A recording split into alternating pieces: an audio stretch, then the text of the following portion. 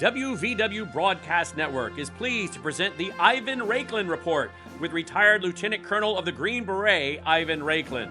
Ivan served 25 years in the Department of Defense, Intel, and Special Operations communities as an enlisted officer, civilian contractor on active duty, reserves, and National Guard across 5 states. Most recently, he was an instructor at the Joint Military Intelligence Training Center, teaching the U.S. intelligence intel community and international partners about intelligence analysis, national security, and multinational operations. He is currently a constitutional attorney. And now, here is your host, Ivan Raiklin. What's going on, America? And we are back with the Raiklin Report another week. We are kicking things off here in November. Just want to let you know that we are now streaming to many more platforms. Not only is it going to Getter Live, Rumble Live, it's also going to LinkedIn consistently now that we've kind of gotten all the tech issues set up. We're streaming to X on both of my Ivan Raiklin and @Raiklin account. A little bit of news on that one is I just received within a 10-minute span, I received a message that my subscribers are now approved for my @Raiklin account. And within 10 minutes, I got an email from Tim Cook's email, Apple Inc., I should say. And apparently, the FBI, like I'm surprised. FBI went in to subpoena my account along with every other account that they tried to subpoena. But this one, I just got a message. This was back in June 14th of 2022. For context, 2 days later, the deep state went ahead and, well, let me put it this way. On June 14th, it was 2 days before the third hearing of the J6 cover-up committee hearing, where they probably wanted to have them look into my Apple and see if they could find some information to attempt to criminalize my tweets, especially the tweet that they reference in that hearing, where they used that as the initial salvo because President Trump retweeted the tweet that I had on December 22nd, I believe he retweeted it. And so they wanted to make it so that somehow me tweeting something and attaching a memo to it that President Trump retweeted was somehow criminal activity. Oh, it falls under their beloved disinfo, misinfo, and malinfo category. And it's still true, by the way. That tweet is not only true, it's even more true now than it was back then. You can go back and take a look at it. Anyway, the Brian Aughtons of the FBI tried to censor it. But we're not going to go into too much detail into that. Today's episode, initially I was going to have Congressman Tim Burchett on later today, but there was a schedule change. There's voting occurring this time around right now, and so I am not going to have Congressman Tim Burchett on, but instead we have maybe even a better guest, and that person is I gotta tip my hats off to Colonel retired John Mills. For those that know who he is, I would have to consider him my mentor in identifying the deep state. He's written not one, but he's now published a second book outlining the details of the deep state. And I'm not sure, Mr. Producer, do we have Colonel retired John Mills here? Excellent. Let's bring him in. And as we bring him in, I want to, yes, look at that background, just marauding all the way around the world. So if you think I'm the deep state marauder, this is my Yoda, Colonel John Mills, okay? And so I wanted to give a little bit of brief background on it. I say that jokingly, but I'm honest, absolutely. He wrote a book on the deep state, which I read, and this new one just came out a week or two ago. And I want people to know that this guy's got several, let's just say over a third of a century of experience in our national security ecosystem. So it's not like some run-of-the-mill fly-by-night 20 to 30-year-old idiot that's promulgating disinformation across the, whether it's New York's main disinformation purveyor or Washington's main main disinformation purveyors. The Compost or the New York Slimes. This guy is legit. And Colonel Mills, welcome. Ivan, my friend, my wingman, my battle buddy. Good to see you. Good to see you. I learned. Yeah, good to see you. So now, I can't keep up with you. You churn out books like faster than I can change my underwear here. So tell us about this new one.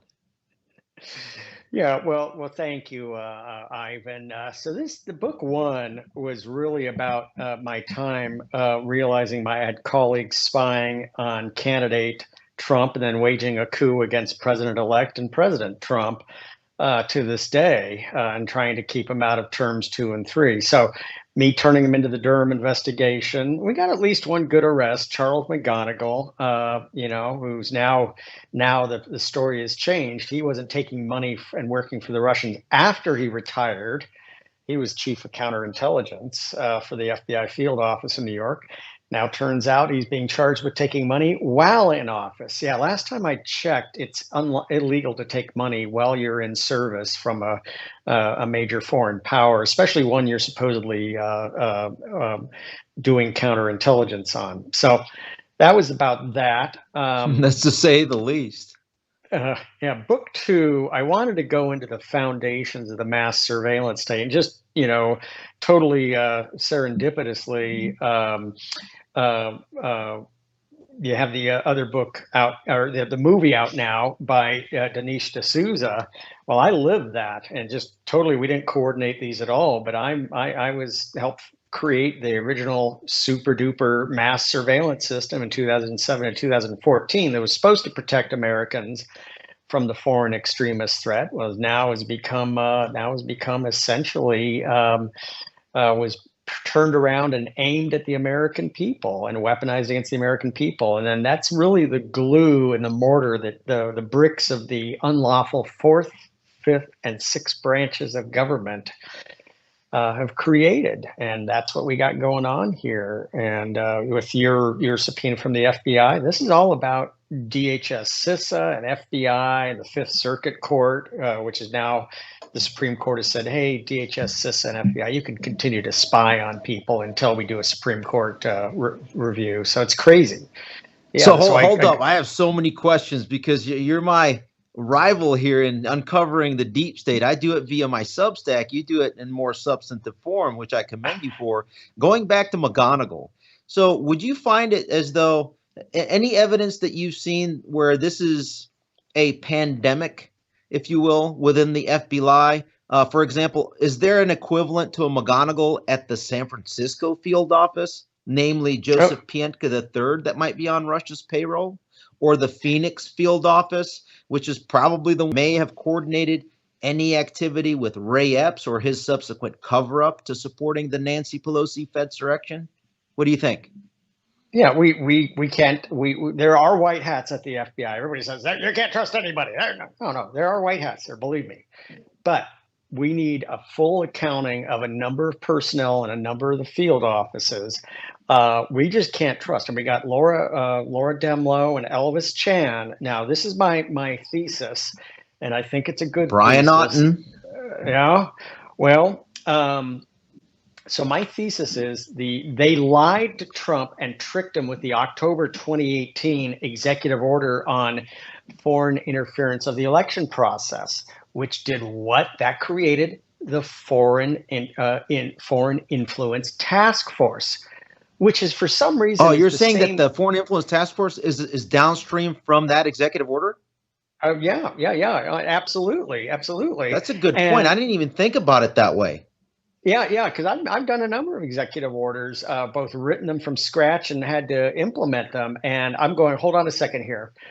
This created, and that tied in with the 2013 update to the, oh my gosh, what was the, the 2013 law on use of a government-derived information that in the past was only supposed to, please help me, my mind's turning blank here. The 2013 update, the law where you could only use government-produced information toward foreign audiences. and the name's escaping me. The 2013, it had strong bipartisan Yeah, support. under Obama. I know what you're referring to. I don't know the exact name for it. Absolutely. Yeah. So that the 2013 update to the law, the obscure Cold War era law on you could only use information against toward foreign audiences. Now you could use it, government created information to educate the American people. But then it became weaponized to even now it was illegal to question government created information, a la this whole scam of the virus and the origins of the virus and the vaccine. Mm-hmm. Now it was criminalized to question government created information. And who did they use to enforce that? The Foreign Influence Task Force. Now, last time I checked, I'm an American citizen. Why is the Foreign Influence Task Force so obsessed with American citizens? So anybody who questions government created information obviously must be under the influence of foreign powers, is the twisted logic of right. Of So deep at a big picture, would you say, John, that this is the way I view it, and I want to see your opinion on this? The Foreign Influence Task Force at FBI headquarters was the one charged with conducting the digital censorship, and then they wanted to create a more physical censorship scheme and regime via DHS, because that's what I've experienced, and hopefully I'll get into that, of what I personally have experienced amongst DOD, DOJ, and DHS across, as well as the J6 cover-up committee. I've been investigated at a minimum 20 times that I've been able to document with nothing to show for. Yeah, this is their twisted logic between these two, the 2013 update law and the Foreign Influence Task Force. Anybody who questions must be obviously under the influence of a foreign power, and this is the twisted logic. Really, so in America, I mean, I thought it was Hillary who said the highest form of patriotism is dissent and questioning. Oh, okay. Well, I'm just following what Now, Hillary do you think said. it's just bias that is being bled into the analytic process by? So remember, Brian Auten was the SIA, the supervisory intelligence analyst during Crossfire Hurricane. He was also the one that was involved in creating the assessment in order to defraud the FISA court in order to obtain that illegal FISA warrant on Carter Page, which was signed off by the operational chain, Joseph Pientka III, who is now number 3 guy over at San Francisco Field. So do you think that his Russia bias was involved in creating this? Well, not only creating the FIDF, because he subsequently became the SIA at the FIDF. And as far as I understand, he's still the SIA at the FIDF, and was the one that provided those analytic assessments on who to censor and target via that Twitter 1.0 scheme, because all he had to do was pick up the phone and contact his old general counsel, who he was working with, Jim Baker, back in before the FIDF was created. Now, all of a sudden, Jim Baker is the number 2 lawyer over at Twitter, which probably was the one that was coordinating the censorship regime amidst all big tech players, since he was one of the previous senior officials at the FBI. Again, coordinating with his adjacent buddies over at San Francisco Field, Elvis Chan and Pientka. I mean, what say you, sir? Yeah, this is a very twisted logic of deep state bureaucrats who have lied, and then to cover up the lie, they lie more, and then to cover up the lie about the lie, they lie more. I think honesty and hopefully with age and maturity, honesty should always be the best policy. And it becomes, hopefully, as one ages and becomes more wise, it becomes intuitively more obvious. But instead, they're the absolute opposite. And they're terrified because they know that they have lied, and they know that they have not upheld their oath of office. And now McGonigal, because originally he was arrested for working for the Russians and failing to report under FARA after he retired. But now it's coming out, oh no, well, and he was the source in early 2016. I'm in office, and all of a sudden, in these interagency meetings, the FBI senior representatives, who I'm not going to name, but I know them, and started going, "Hey, we're getting all this Russia, Trump reporting." And it's like, oh, and guess who the source of that was? McGonigal, the senior counterintelligence official. So, ever since we lost Jesus James Angleton over at CIA, you can't trust the counterintelligence folks. It was Jesus James Angleton who always convinced there was a spy at the top within CIA, and Jesus was wrong. There was actually four. There wasn't one, there was four. It was Aldrich Ames, it was Larry Wu Tai Chin, it was Doug Hansen, and it was Anna Montez. So yeah, we had and these just political wackos. I mean, just ideological Aldrich Ames was just a creep who wanted money. Now there was another name that you mentioned earlier in the broadcast, which was a Miss Demlow. Is that the same Miss Demlow that was referenced during one of the Judiciary Committee hearings? I believe weaponization. I'm not sure who mentioned that, but also isn't she the FIDF director, I think is the title? Yeah.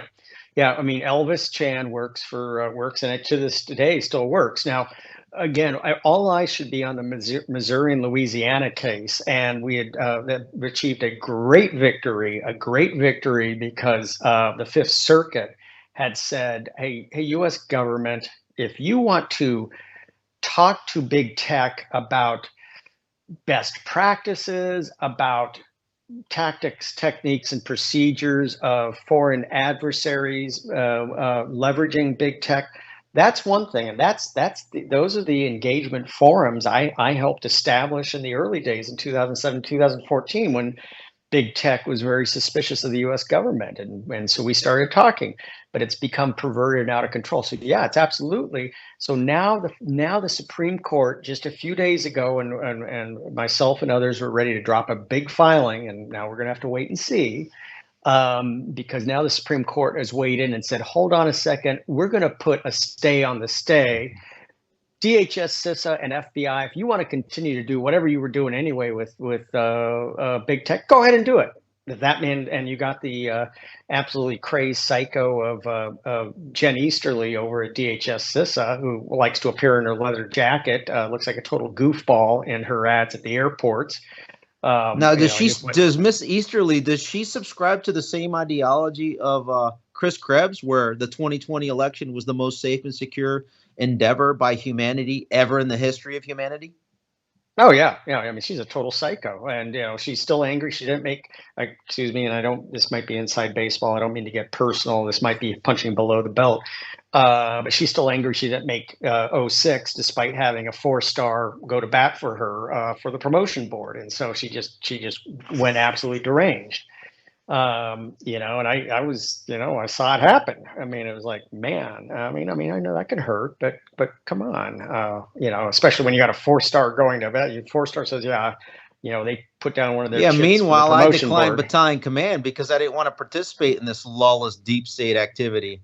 I wanted to come out smelling like roses, as well as continuing to defend the Constitution to catch up to you. I'm not even halfway there, but I'm trying.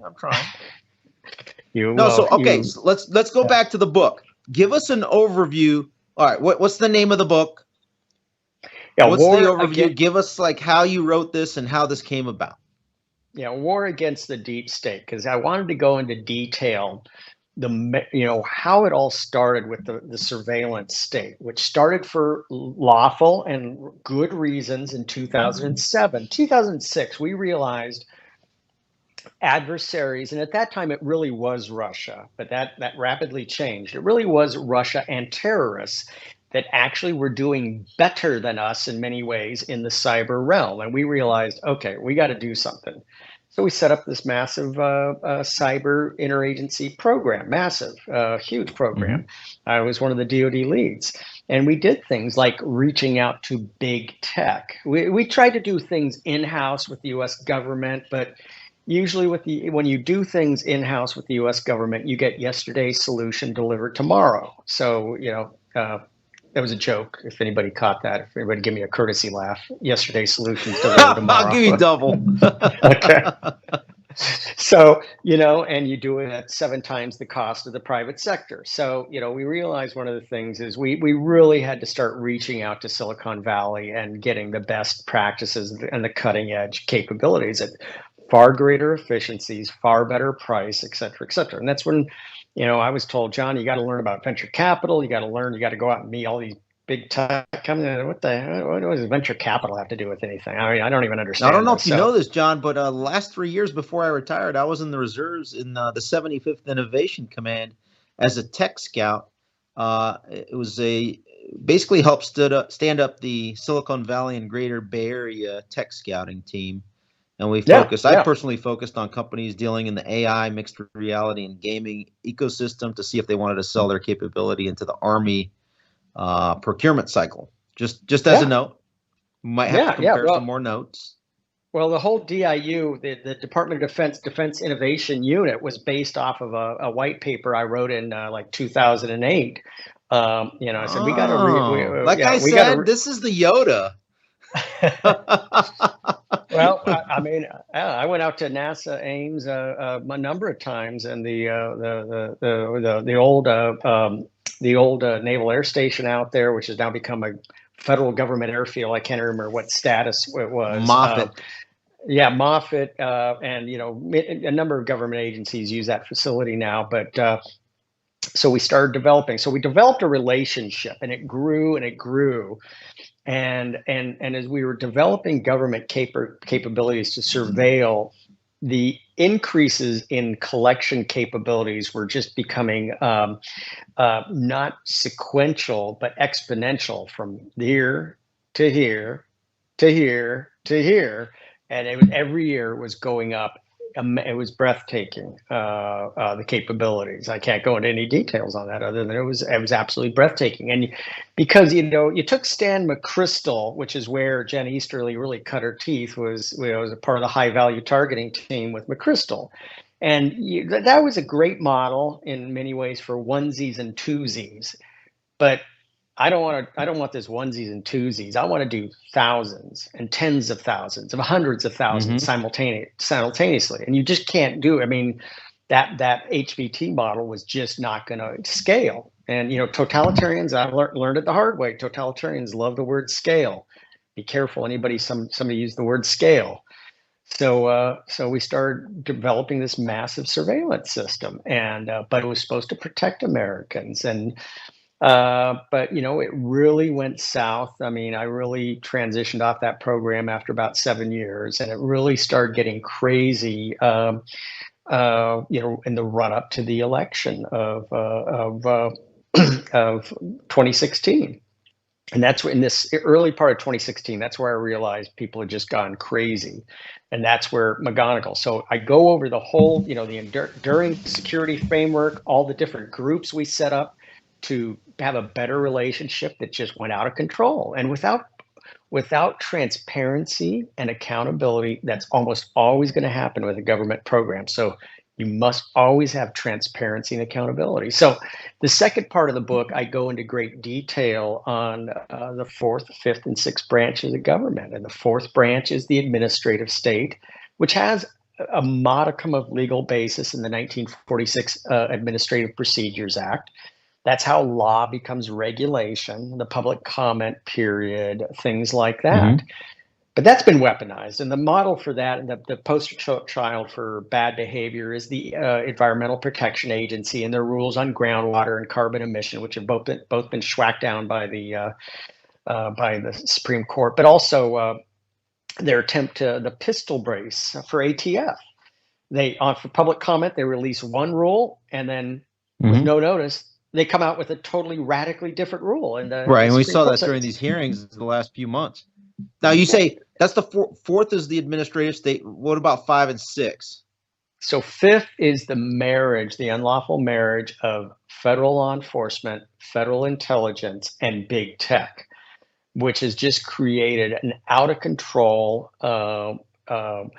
mass surveillance. Which state. We obviously were able to identify with full stop evidence with Twitter files. Luckily, thankfully for Elon Musk for doing that. And then number 6? Number 6 is the unchecked role and power of IRS nonprofits. Now, I love nonprofits. I think nonprofits are a good concept. We have an IRS 501c3. Did I say that correct? I always get it messed up, and you correct me there. So 501c3s. But the problem is these are gargantuan. Universities are nonprofits, but then you got Harvard, University of Pennsylvania, you know, their total cumulative value is, 40, 50, 60 billion on top of, 21 billion a year in revenue. It's just, it's unbelievable. And this is where the greatest election interference operation in history was hidden in the UPenn Biden Center, which I have the IRS Form 990. The University of Pennsylvania doesn't even acknowledge the UPenn Biden Center. There is no UPenn Biden Center in the IRS database. So what is this thing? And this is where Tony Blinken ran. A nonprofit is supposed to be nonpartisan, non-political, and yet Blinken ran the greatest election interference operation in history with the 51 intel officer letter, which also we're now finding out you had active duty CIA personnel actively soliciting signatures for this letter. Out of control. I think that you're talking about the Blinken testimony, right? Yeah. I mean, Blinken now, before we only have a few minutes left. It's only a half-hour show we do on the Raiklin Report. I wanted to kind of throw in some things here that you may not be aware of. I wanted to get your insight on it based on your research for this book. So remember in August of 2021, the Homeland Security Department came out with their terrorism threat bulletin that labeled those that thought that Article 2, Section 1, Clause 2 allowed the state to allocate their electors, those that considered that the pandemic, well, let's just put it this way, that masks didn't really work were considered potential domestic terrorists as well. And those that wanted to spend time over the holidays and remember the 20-year anniversary of 9/11 also were considered as domestic terrorists. Well, oddly enough, I mean, I kind of subscribe to all three of those. And then the following day, basically, or the following, I think Monday it was, I get an email from Customs and Border Protection saying that I'm no longer on the Trusted Traveler program and I'm no longer allowed to fly via TSA Pre, and thus it neuters my ability to fly clear. Okay, that's what we see here, the Trusted Traveler program under the DHS program. And then I also get later on, I believe it was on July 29th of 2022, I get a notification from Facebook saying that they had received legal process from law enforcement. I later find out it was the FBI. And then later I get another record. I mean, that's July, August of last year. And then in January of this year, I receive an email from Google saying the same thing, received response to legal process. And this is FBI, and it says the case numbers. And then earlier today, I get a note via email that Apple was also in receipt of legal process by the FBI with the actual case number. I've never been contacted, nothing. All they wanted to see is basically probably to criminalize the tweet that President Trump retweeted back in December of 2020 of mine that called on Mike Pence to go ahead and defend the Constitution. What do you think's behind that, Mr. Colonel John, retired Mills? I think it's just absolutely reprehensible. This is a clear weaponization of government against the American citizen. This is an out-of-control federal government, and it's shameful that sworn careerists, I mean, we're not even talking about political appointees, we're talking about sworn career personnel are actively violating their oaths of office and just because by the time it's released and sent to me, that means I'm in the clear. That's the way I understand it. Otherwise, they wouldn't have released it. So then, what was this 2-year boondoggle about? This is what you get with government activity. You get inefficiencies, higher cost, poor performance, and they sit on this for 2 years, essentially because they can. Because there's no the American citizen in this environment has no leverage or ownership of the governmental system. However, that's the absolute opposite world of the way it's supposed to be. I mean, the all right. So with 1 minute left, here's my takeaway. That happened to me. I'm sure a lot of the listeners, it happened to you as well. The one person that knows about the deep state more than me. Remember, maybe there's two, but one of them is sitting here before us, the author of The War Against the Deep State, Colonel John Mills. Any last parting words and where we can find the book, where we can follow you, other than Getter?